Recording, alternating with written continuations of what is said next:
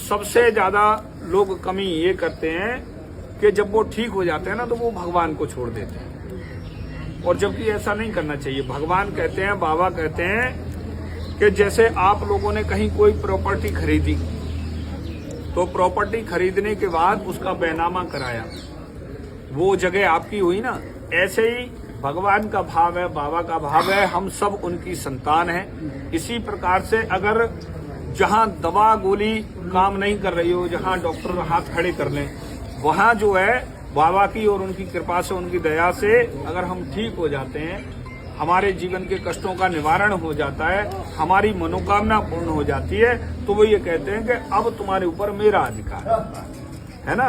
तो हमें जीवन भर उनकी सेवा करनी चाहिए। सेवा भी क्या करनी चाहिए साहब, वो भी सुनो आप लोग।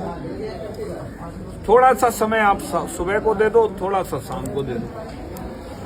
हम क्या होता है, जब धन अधिक हमारे पास हो जाता है ना, तो हम भगवान को भूल जाते हैं, जेबें जब भारी हो जाती हैं। जब आपत्ति विपत्ति हमारे परिवार पर आती है, घर पर आती है, तब जाके हमें एहसास होता है कि हमने भगवान का इतने समय जाकर के भजन नहीं करना चाहिए, भजन जो है हमने नहीं किया है। फिर वो घुमा करके आपको जो भी आपने पाप से, दुराचार से धन कमाया है, वो सब एक ही बार में निकल जाता है।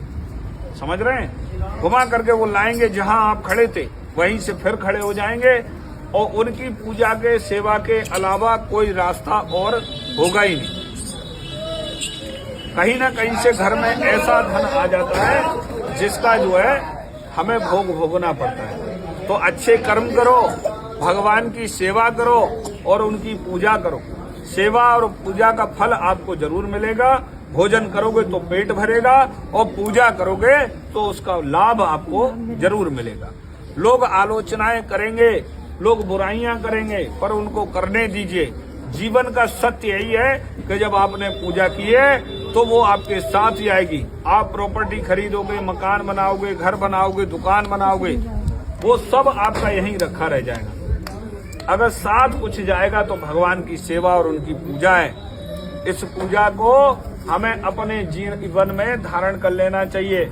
जैसे भोजन आप समय से करते हो, ऐसे ही पूजा आपको समय से करनी चाहिए। बोलिए हनुमान जी महाराज की जय।